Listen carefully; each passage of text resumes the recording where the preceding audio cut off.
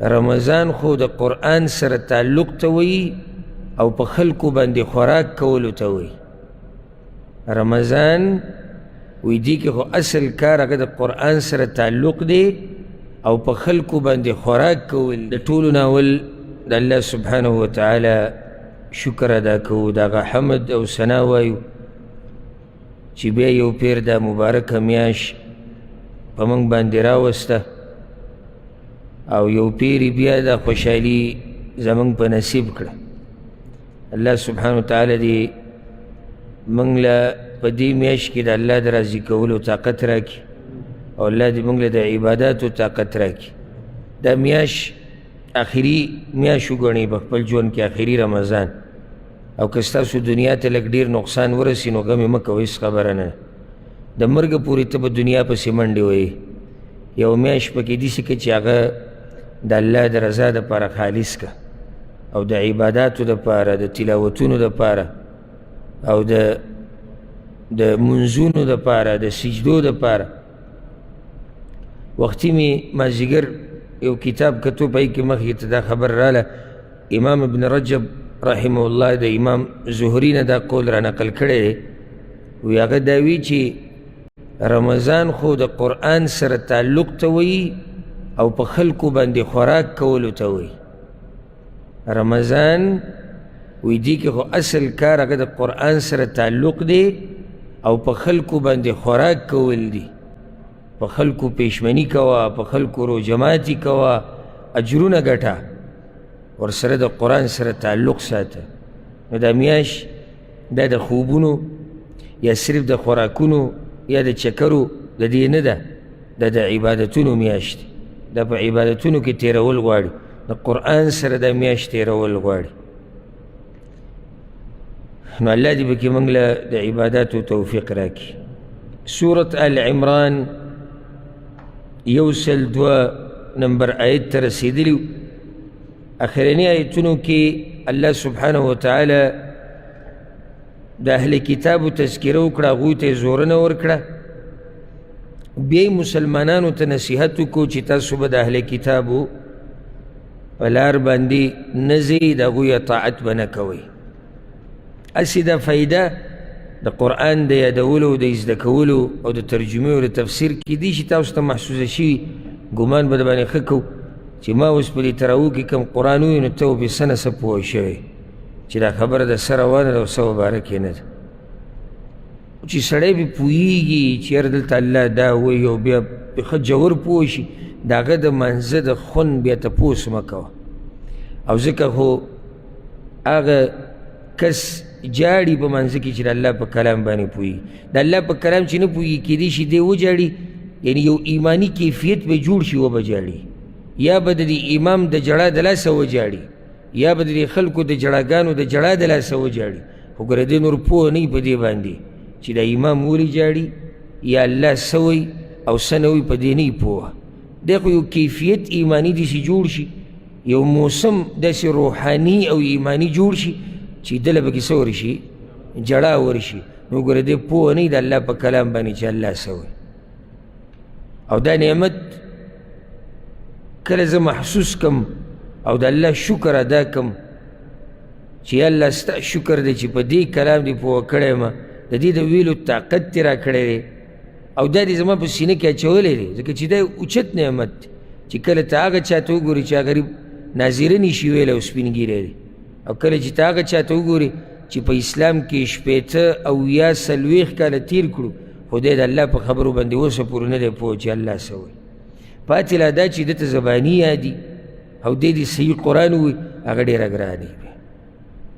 نو دا معمولی نعمت مه ګڼئ چې الله کوم تاسو ته نصیب کو او هغه د قرآن زده کول. نو کیدای شي الله اعلم دا زمونږ په ژوند کې اخرنی رمضان شي، بیا څه پته لګي.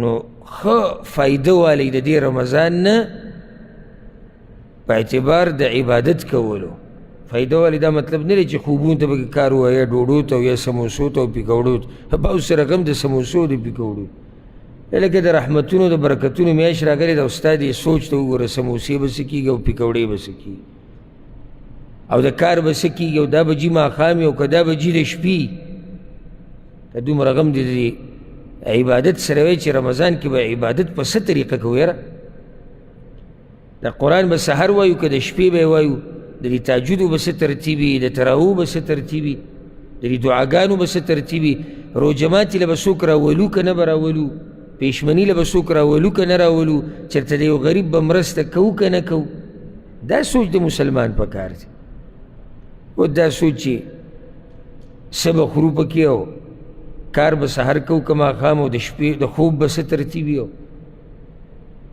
بعضو سره پکې د خپلې نشې غمي چې نشه به څه کېږي یعنې انسان حیران شي دې میاشت ته وګوره او د دې سوچونو ته او د دې خبرو ته وګوره نو خبره مې دې پورې کوله چې په قرآن پوه شي نو د مانځه نه به خون والي او د قرآن د تلاوت نه به خون والي او چې پوه پې نه نو بیا کیدی شي په تا باندې د قاري قرآن هغه تلاوت هم بوج شي ځکه چې ته پې نه پوهېږي او کیدی شي مزه در صرف په دې در کې چې اواز یې خوږ دی ځکه چې دا خوږ اواز هم سړي له مزه ورکوي د هغې سره یو ایماني کیفیت جوړ شي خو نور ته پې پوهه نه یې او دې ځینې یو سړی کوشش وکړي لاړ شي حرم ته مکی ته یا مدني ته هلته دی په هغه شیخانو پسې ولاړې قاریانو پسې چې هغه مشهور دي دلې اواز ډېره مزه ورکوي او د افسوس خبر ده چې ګورې دی د هغوی په خبره نه پوهېږي چې څه وایي دا څه وړه خبره مه ګڼئ ګورې دا ډېره غټه کمزورتیا ده او ډېر غټ عیب دی په مسلمان کې کمی دی چې دی د خپل رب په کلام نه پوهېږي نو سورة العمران کې الله رب العزت د اخرني آیتونو کې بیا مؤمنانو ته نصیحت شروع کړو چې تاسو به د هغوی په لار نه ځئ یو څو نصیحتونه یې کړي یو دا دی چې تاسو به ټول د الله په پړي باندې منګولې لګوئ او د الله په دین باندې به راجمع کېږئ اختلافات به نه پیدا کوئ أعوذ بالله من الشيطان الرجيم بسم الله الرحمن الرحيم واعتصموا بحبل الله جميعا او منگولی ولگوی پر سید اللہ باندی طول ولا تفرقوا او مدلی دلی کی گئی گروی منگولی ولگوی طول جميعا دا خو کافی وا چلوی طول یوزیش نا تاکید دا پاروی ولا تفرقوا او دلی دلی کی گئی ما دا اللہ په پړي باندې یا په رسۍ باندې منګولې ولګوئ نو دا څه شی دی نو د هغې په باره کې د مفسرینو اقوال دي چې هغه ټولو کې تضاد نشته بعض وایي معنی دا چې قرآن ځکه چې حدیثونو کې بعضې روایتونو کې دا خبره راغلې ده چې رسۍ د الله څه ده قرآن دی په قرآن منګولې ولګوئ نو چې قرآن باندې منګولې ولګې نو حدیث پکې راغی که نه که نه رانغی پکې حدیث پکې راغی ځکه چې قرآن تا ته وایي چې په حدیث باندې عمل وکړه نو بعض وایي رسۍ د الله یعنی دین او قرآن هم دین دی او دین قرآن دی بعض وایي رسۍ د الله یعنی د الله لوزونه چې کوم تاسو د الله سره کړي دي هغه لوزونه مضبوط راونیسئ ولا تفرقوا او مدلی ډلی کېږئ په ډلو کې مه تقسیمېږئ او حدیث کې دا راځي په صحیح مسلم کې دی رسول صلی الله علیه وسلم وایي ان الله یرضى لکم ثلاثه ویسخط لکم ثلاثه الله ستاسو دپاره درې خبرې خوښوي او درې ستاسو دپاره نه خوښوي ستاسو دپاره دا خوښوي چې تاسو خالص د هغه بندګي وکړئ او شرک ونه کړئ وان تعتصموا بحبل الله جميعا ولا تفرقوا او ستاسو دپاره دا خوښوي چې تاسو د الله په رسۍ منګولې ولګوئ او ډلې ډلې نه شئ وان تناصحوا من والله امركم یا والله الله امركم او د هغه چا خیرخواهي وکئ چې کوم کس الله په تاسو باندې مشر کړی او درې چې تاسو له نه خوښوي نو هغه قیل وقال تاویل ماویلی وکثرت السؤال او پالتو ډیر تپوسونه و اضاعة المال او مال ضایع کول. نو الله زمونږ دپاره دا خوښوي چې موږ څه شو؟ ډلې ډلې شو، د الله په رسۍ باندې منګولې ولګو. او حدیث کې دا راځي، امام احمد دا حدیث راوړی، امام ابو داود هم راوړی دی، وإن أهل الكتابين افترقوا في دينهم على 72 ملة. أهل كتاب دو أو يا فرقو تقسيم شوي دي. يو حديث كرازي نصارى دو أو ياتا، يهوديان يو أو ياتا. وإن هذه الأمة ستفترق على 73 ملة. أو دا أمت بدري أو يا فرقو تقسيمي كلها في النار إلا واحدة. طول فرقي بجهنم تجي سوى دي يوينا. صحابة الكرام يا رسول الله دا يو فرقك دا يو جماعت كم يو دي؟ وياغ جماعت چي زما او زما دا صحابة الكرام بنقش قدم روان. رسول صلى الله عليه وسلم خو وحي بيان ولد اغا بنقش قدم چي تزي وحي بماني. صحابه کرامو د دق انسان تابعداري کړې ده چې د هغوی په نقش قدم زی د قرآن او حدیث تابعداري وکړي. خبره ټوله قرآن او حدیث ته واپس شو. نو مه تقسیمېږه، الله وایي په مذهبونو کې او په ډلو کې او په تنظیمونو کې. او دې خبرې چې د اسلام څومره بېخکني کړې ده دومره بلې خبرې نه ده کړې. هم د دې د لاسه مسلمانان کمزوري دي، هم د دې د لاسه دشمن په موږ باندې زورور دي، ځکه چې موږ په فرقو کې تقسیم شوي، په مذهبونو کې. یو خو فقهي مذاهبو کې داسې تقسیم شوي دي چې له منډه د بل هغه زغمي نه او په خوله دا وایي ټول حق دي. نه هغوی چغې وایي موږ احناف، او هغوی موږ حنبلیان، او موږ د امام مالک په مذهب، او هغوی موږ د امام شافعي په مذهب. نو بیا هغې کې دننه فرقې، لکه اوس احناف دي زموږ په ملک کې، اکثر احناف دي دغه ملکونو کې خواوشی. نو بیا پکې دیوبندیان جدا، نو بریلیان جدا، نو په دیوبندیانو کې فرقې جدا، نو جماعت المسلمین جدا، نو بیا پکې پرویزیان جدا، او بیا پکې چې دی اهل حدیث دا جدا، او داسې بیا ځه. نو سړی حیران شي چې الله اوار یو وایي چې زه په حق باندې. خو چې کله ته د سلفو منهج له راشي او دې ته سلفي منهج ویلی کېږي چې دا د اهل سنت او د اهل حدیثو منهج دی، هغه دا چې ټول به را جمع کېږي قرآن او حدیث باندې، او دا فرقې، دا مذهبونه، دا تنظیمونه به پرېږدي. بیا ګوره په هغې کې دننه تنظیمونه دي، لکه دا خو مذهبونه او فرقې، بیا تنظیمونو له راشه. نو دا تنظیم د پلاني مولوي صاحب دی، د دوی پلاني جنډه ده، نو زنده‌باد مرده‌باد دلته. د هغه مولوي صاحب بل تنظیم دی، نو د هغوی زنده‌باد مرده‌باد هلته دي. که ته زما په تنظیم کې جو ته مسلمان یې، که زما د تنظیم نه بهر ته کافر یې.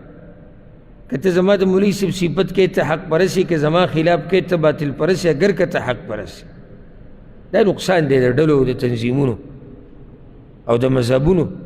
په یو بل باندې د ګمراهۍ فتوې، په یو بل باندې د کفر فتوې، او یو بل سره زړه نه لګي. او ځکه زه اکثر د ملګرو ته وایم، که تاسو داسې وینئ چې په سټیج باندې ډېرو تنظیمونو والا یو ځای ناست دي که نه، او یو بل له لاسونه مو ورکړي، نو دا ګورې ظاهري شکل دی. یعنې تجربه یې وکړه، دا ته چې کوم تنظیم کې د دې نه وځه او د بل ته ورننوځي چې تا ته څه وایي که نه وایي، چې ستا صفت کوي که ستا بدي بیانوي. نو دا دوی چې داسې ناستې مخامخ او د یو بل دا صفتونه کوي، دا صرف فقط منظر دی. دا کېدی نشي چې خلک دی په فرقو، په مذهبونو، په تنظیمونو کې تقسیم شي، او د دوی زړونه دی یو بل ته بالکل صفای داسې لکه څنګه چې هغه سړي ته صفا دی کوم چې د سره په تنظیم کې یا په مذهب یا په فرقه کې دی. پوه شوې په دې باندې که نه؟ نو په دې خبره ځان پوه کوي چې موږ هغه یو جماعت کې ځان اچول غواړو چې هغه جنتي دی، او هغه جماعت هغه د سلفو په نقش قدم تک دی چې هغې ته سلفیت ویلی کېږي، هغې ته حقیقي اهل سنت والجماعت وایي.